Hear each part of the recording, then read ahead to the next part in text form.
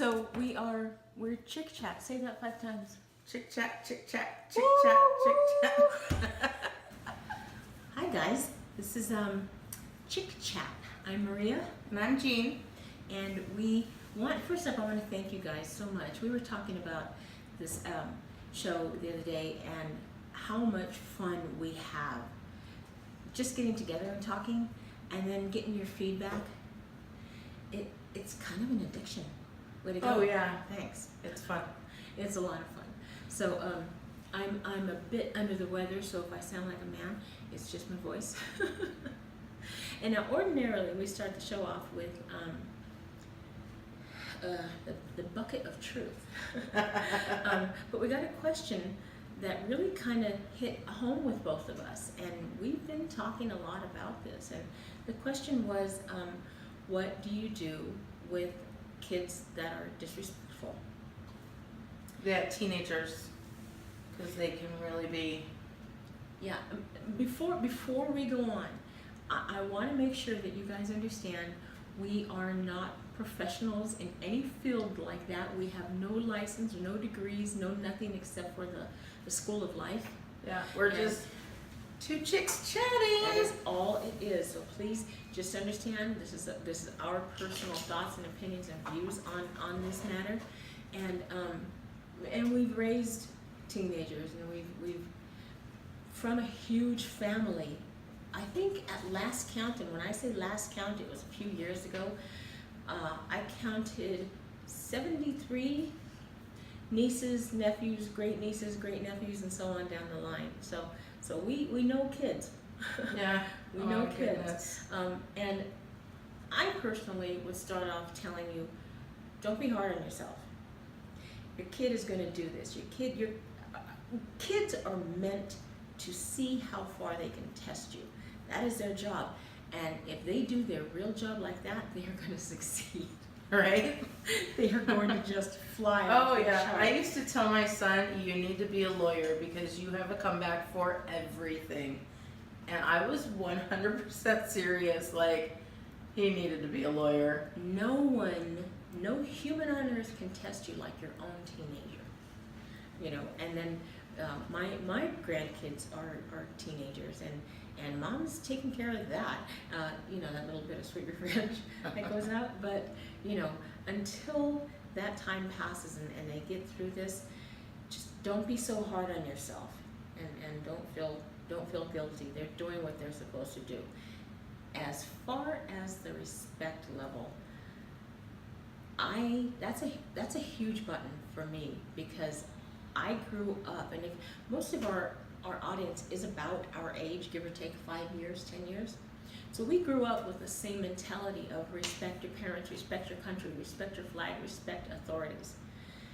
Somewhere down the line, that got tossed out the window with the bathwater, you know, and it hurts. It hurts to see. It hurts to hear. We've all been in the grocery store when a kid is telling their mother to shut up. I know. I go into panic mode and want to immediately just react. React.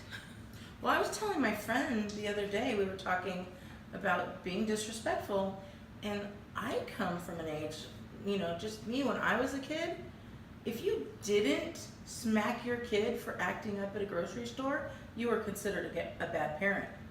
Well, and you're right. And believe me, in the scripture it says, you know, spare not the rod to discipline your children. And believe me, my parents did not spare a thing. It was not. One time I huffed at my mother, and that left a mark. All I did was huff.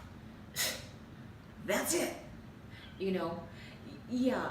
Kids nowadays, they're using such profanity to their parents, and I have to say, I've noticed far too often that a parent, let me rephrase that. Some parents are confused with their role.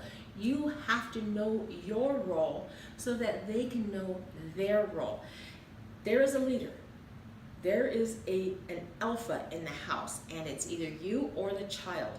The child is waiting to see if you're going to step up, because if you're not, oh, position's free, I'm in. Yeah, for And, sure. and that's what happens. And too many parents want to be best friends with their kids. And I'm always saying, how is that okay? Let's say you're 45 years old and you have a 7-year-old daughter and you want to be best friends with her. Does she have other 45-year-old people who are her dear friends? Do you have other 7-year-olds who are your friends? No. There's a reason you're matched with age. There's a reason you have that role. You are the only mom, the only dad they have. Be proud of that. This is my child, this is my rules. You don't have to like it, but you have to do it. And then you have to get over it, because I'm going to change the rule tomorrow because I can. You know? Yeah. Even last night, it was funny that we're talking about this, because we got together with Bella and her granddaughter, my goddaughter, and we were doing our nails and stuff, and we were having a good old time. And Bella, 13 years old, was like, this isn't coming out right. And you could tell that she wanted to kind of go downhill, just like teenagers do. That just happens. And it reminded me, and I told her this. So there was a knock at the door, which made the dog go into protection mode. So we're not in a studio. Oh no, this is our studio. This is just two chicks hanging out at home, chatting. That's what we do. Let me finish my I'm story glad though. to hear it. Okay, so she was starting to go downhill and whatnot, right? And it reminded me, And when you say downhill, you mean attitude. Yeah, Yeah. just kind of like, Yeah. this isn't working out, and this is dumb. Like, Yeah. she went from like, oh, this is fun, to, this isn't working out. And it's so quick as a teenager to just like that. I mean, as an adult, we do the same thing, but I remember, and I was telling them about it yesterday, there was a big Mother's Day tea that my mom wanted to go to. And me being a teenager, I was gonna go, I was happy to go, no problem. And then for some reason, I did not look good in my outfit, and I had nothing to wear in my whole entire closet, and I did not go to that tea. And like, I could cry. Because at that moment, it was all about Jean. Yeah. As it is with every teenager. It's not that they're looking to be little boogers. It's they don't know how to express their final message. And most adults don't either. So we won't knock them too hard for that. But it's then how do they do it, and how do you handle them doing it? Because if your mother would have coddled you and coddled, oh, it's okay, Jean, no one else would have wanted to go. Right. And at some point, oh, I know. And at some point, you as a parent have to say, this is what it is, deal with it. So you either deal with it or you stay home. And had she gone, she would have had the best time. Time. What she was wearing. But as a teenager, the only thing that matters in life is me. And that's what has to be corrected. And the millennials, however they're described or defined, they're running with that. They're running with that. You see this in the news, you see this on Facebook, you see the complete disrespect. You kind of have to nip it in the bud at home. Otherwise, they think it's okay to be that jerk. Yeah. Well, I'll tell you what, Bella snapped right out of it after I told her that. I'm like, I have to call my mom and apologize. Like literally 30 years later, and I'm going to be all, remember that time? And she probably doesn't remember, but the things that scar us are not always bad. They're not always bad, and there's a reason that they stay, and until you fix it, it'll be so good for you for doing, knowing and acting. Those two things, that's it. I know I did wrong, now I have to act to fix it. Kids are not going to know that they did wrong, and they are not going to think about acting on it to fix it. They expect you to fix it for them, and too many parents who want to be their friends will just fix it for them. They helicopter and let me just take care of you. I'm sorry, but They need to go scrape their knees. They need to go out and get in trouble. They need to know how to come out and get out of trouble. Problem solving is a huge thing that kids are missing today because of the helicopter parents, for what that is. And I mean, our family, we were outside and we were playing. We got hit by a ball because my brother intentionally, not messing around, there was aim and purpose in throwing that football at my face. And it hurt, and I cried, and I was bleeding. I went inside to tell my mother on him, get out of here, you're not dead. Oh. So I had to go out and I had to handle it. I had to solve this amongst myself. And I'm going, how could you be so mean? She wasn't. Why would she possibly step in to correct something that she had no part of? I did this because I was picking on him. See. The truth comes out. Yeah, but you're kids, that's what you do, and especially siblings. You live to pick on each other, and then you're gonna get hit. Well, okay, that's the price you're gonna pay, so go fix it. But we learned problem solving. So as far as a disrespectful kid, how would we handle it? Take control. Take control. If you have a dog, I've learned this with our dog, Nala. Every dog community looks for a leader. They look for that alpha. They will bow down to that alpha.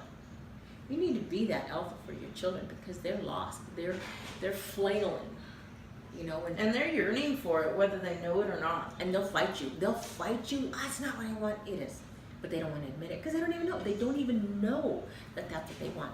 When you have a newborn baby at home, and I mean like days old, and you take them out of their swaddled blanket and their arms are flailing, they're lost.